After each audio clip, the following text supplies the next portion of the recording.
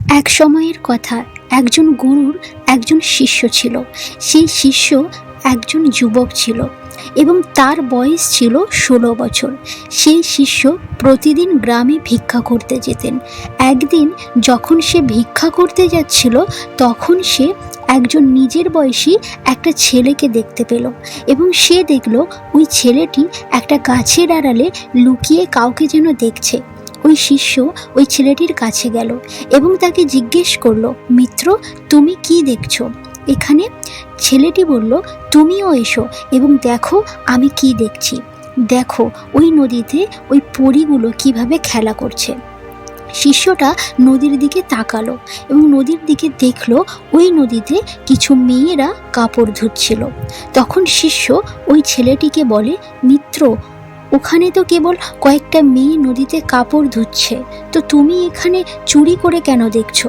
তখন ওই ছেলেটা বলে, আরে তুমি কি অন্ধ হয়ে গেছো? দেখো ওদের সৌন্দর্য, দেখো ওদের চেহারা, দেখো কত সৌন্দর্য ছড়িয়ে পড়েছে। শিষ্য আবার তাকালো নদীর দিকে।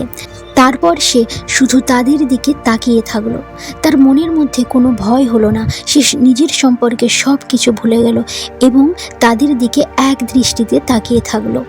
সে অপরাধীর মতো লুকিয়ে লুকিয়ে এই দৃশ্য দেখতে লাগলো।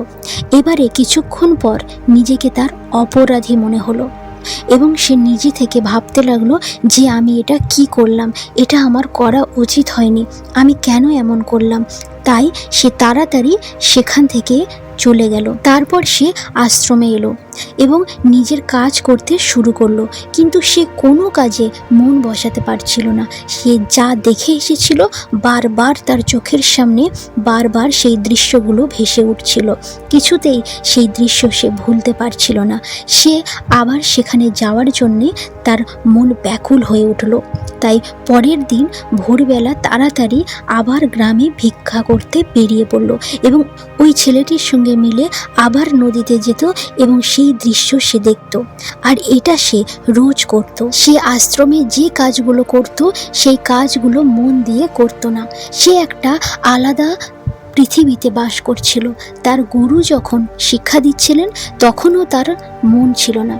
গুরু এই জিনিসটি লক্ষ্য করলেন এবং তার কাজের উপর নজর রাখলেন।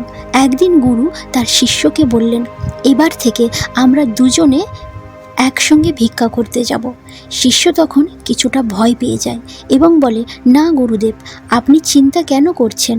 আমি একা ঠিক ভিক্ষা করতে পারবো, আপনাকে যাওয়ার প্রয়োজন নেই। তখন গুরু বলল, ঠিক আছে, তুমি তাহলে একাই যাও।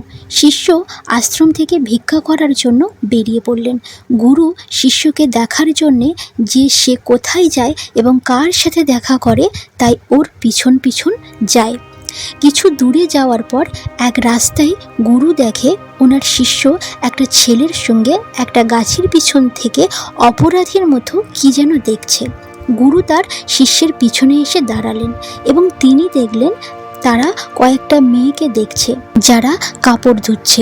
গুরু তখন শিষ্যকে বলল, এই মেয়েদের কাছ থেকে কি তুমি ভিক্ষা নিতে চাও? শিষ্য গুরুর আওয়াজ শুনে খুব ভয় পেয়ে যায়, যেন মনে হচ্ছিল কেউ চোরকে হাতে নাতে ধরে ফেলেছে। তার অবস্থা খারাপ হয়ে যায় এবং সে কি বলবে কিছু ভেবে পাচ্ছিল না। অন্য ছেলেটা সেখান থেকে পালিয়ে যায়। শিষ্যর মুখ থেকে কেবল কয়েকটা ভাঙা ভাঙা শব্দ বের হচ্ছিল। সে তার গুরুর চোখের দিকে তাকাতে পারছিল না। গুরু তখন শিষ্যকে বলল, আমার শিষ্যরা নির্ভীক, তারা কাউকেই ভয় পায় না, কিন্তু তুমি তো ভয়ে কাঁপছ। তখন শিষ্য ভয়ে বলল, গুরু, আমার এখানে কোনো দোষ নেই, ওই ছেলেটা আমাকে এই সব করিয়েছে। আমি আপনাকে আজ প্রতিজ্ঞা করছি আমি এই কাজ আর কোনো দিনও করব না, আর দ্বিতীয়বার এই কাজ আমি করব না, আমাকে ক্ষমা করে দিন। গুরু তখন বলল, ঠিক আছে, কোনো ব্যাপার নয়, কিন্তু এই কথাটা মনে রাখ, আমরা যদি সৎ সঙ্গের সঙ্গে থাকি তাহলে আমাদের চিন্তাভাবনা সৎ হবে, আমাদের চিন্তাভাবনা ভালো হবে। ভালো সঙ্গের সঙ্গে থাকলে আমাদের ভালো হবে। তাই জন্যে কোনো সৎ সঙ্গে থাকতে হবে যাতে আমাদের মধ্যে ইতিবাচক শক্তি প্রবাহিত হয়। শিষ্য আবার আশ্রমে চলে আসে এবং মন দিয়ে আশ্রমের কাজ শুরু করে। সে ওই রাস্তা দিয়ে যাওয়া বন্ধ করে দেয়, সে অন্য রাস্তা দিয়ে যায় এবং সে তার কাজ মন দিয়ে করতে থাকে। কিন্তু ধীরে ধীরে ওর রাগ বাড়তে থাকে, সে অন্য শিষ্যদের উপরে রাগ দেখাতে থাকে, সে সবসময় ভীষণ রেগে থাকে এবং সঠিক সময়ে সে খাওয়া দাওয়া করতো না। দিন দিন তার খাওয়া দাওয়া কমতে থাকে, যতটা পরিমাণে সে খেত তার খাওয়া দাওয়া হাফ হয়ে যায়। একদিন রাতে গুরুজি তার শিষ্যকে বলে, তুমি এই পর্যন্ত কতবার তোমার শপথ ভঙ্গ করেছ? এই কথা শুনে শিষ্যটি তার গুরুর পায়ে পড়লেন এবং কেঁদে কেঁদে বললেন, গুরুদেব, আমি বহুবার সেই শপথ ভঙ্গ করেছি, তারপর বহুবার আবার শপথ নিয়েছি, কিন্তু যতবার শপথ নিয়েছি ততবার আমার মন ভেঙে গেছে। আমার মনকে আমি কিছুতেই নিয়ন্ত্রণে আনতে পারছি না। আমি চাই আমার মনকে নিয়ন্ত্রণ করতে, কিন্তু আমার চেষ্টা বারবার ব্যর্থ হচ্ছে। আমি পারছি না গুরুদেব। গুরুদেব তখন শিষ্যকে উঠতে বললেন এবং আশ্রমের বাগানে নিয়ে গেলেন এবং বলল, দেখো, এখানে কিছু নালা আছে, এই নালাতে যে জল আসছে সেই জল নদী থেকে আসছে, আর জল ক্রমাগত প্রভাবিত হয়েই যাচ্ছে। তুমি কি কোনোভাবে এই জলের স্রোত থামাতে পারবে? শিষ্য বলল, হ্যাঁ পারবো, কেন পারবো না। শিষ্য তখন কিছু বালি তুলে নিয়ে ওই নালার মুখে ঢেলে দিলেন। তখন ওই জল কিছুক্ষণের জন্যে থেমে গেলেও আবার ওই জলের স্রোত ওই বালির উপর দিয়ে যেতে লাগলো। গুরু তখন শিষ্যকে বলল, কই, ওই জলকে তো তুমি থামাতে পারছো না। তখন শিষ্য কিছু পাথর এবং কাঁকর নিয়ে ওই নালার মুখে দিলেন, আর জল যাওয়া আবার কিছুক্ষণের জন্যে বন্ধ হয়ে গেল, কিন্তু আবার ওই কাঁকর ও পাথরের উপর দিয়ে জল বইতে থাকে। গুরু তখন শিষ্যকে বলে, এটা তাহলে কি হলো? তুমি তো বন্ধ করতেই পারলে না। গুরু বলল শিষ্যকে, তুমি শপথ নিতে পারবে এই জল বন্ধ করে দেবে? শিষ্য তখন বলল, হ্যাঁ গুরুদেব, আমি শপথ নিয়ে বলছি, আমি এই জল বন্ধ করে দেব। তারপর শিষ্য বড় বড় পাথর নিয়ে এলো আর ওই নালার উপরে রেখে দিল। জল থেমে গেল। শিষ্য তখন গুরুকে বলে, দেখুন গুরুদেব, জল বন্ধ হয়ে গেছে, আমার শপথ আমি পূর্ণ করতে পেরেছি। গুরু তখন শিষ্যকে বলে, শিষ্য, তুমি মন দিয়ে দেখো তো, জল কি বন্ধ হয়ে গেছে? জল পিছনের নালা থেকে বাইরে আসছে, আর আশেপাশে থেকে আসছে, আর ওই পাথরের থেকে আগে আসবে, আর ওর রাস্তা পাল্টে আবার অন্য রাস্তা দিয়ে প্রবাহিত হবে। আর কিছুক্ষণ পর এটাই ঘটল। গুরু তখন বলল, তোমার সাথে এরকমই হচ্ছে, তুমি বারবার শপথ নিচ্ছ, বারবার তোমার শপথ জল থামানোর জন্য পাথরের মতো বড় হচ্ছে এবং প্রতিবার তোমার শপথ ভঙ্গ হচ্ছে, আর এই শপথ সারা জীবন ভঙ্গ হবে। যত বড় তুমি পাথর রাখো না কেন, জল তার নিজের রাস্তা বানিয়ে ফেলবে। এটা দেখে শিষ্য হতাশা হয়ে বললেন, হে গুরুদেব, কোনো কি রাস্তা নেই আমি আমার শপথ পূর্ণ করতে পারবো, আর যাতে আমি সঠিক পথে চলতে পারি, খারাপ চিন্তা আমার মনে না ঢোকে? আবার গুরু শিষ্যকে ওই নদীতে নিয়ে যায় যেখান থেকে জল আসছে।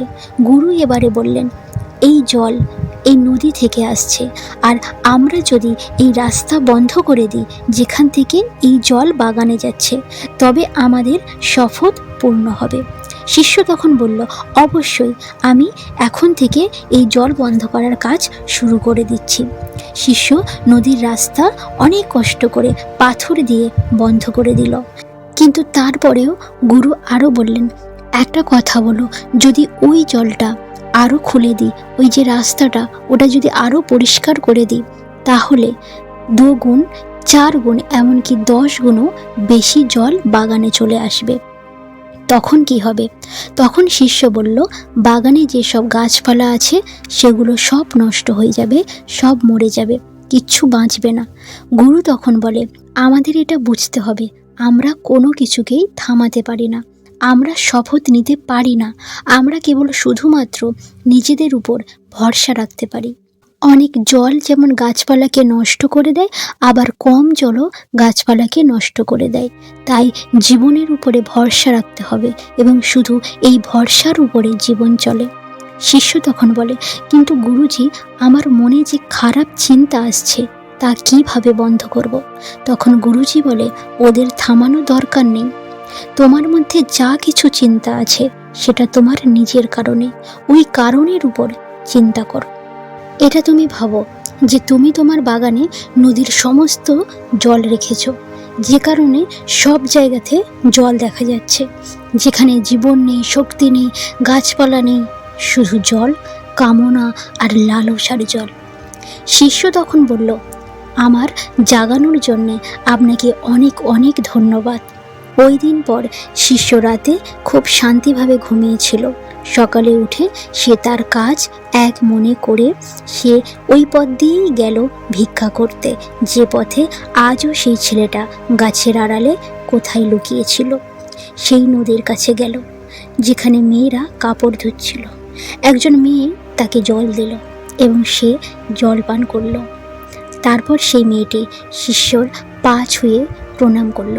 শিষ্য তখন দু হাত তুলে তাকে আশীর্বাদ করল এবং তার শুভ কামনা করল।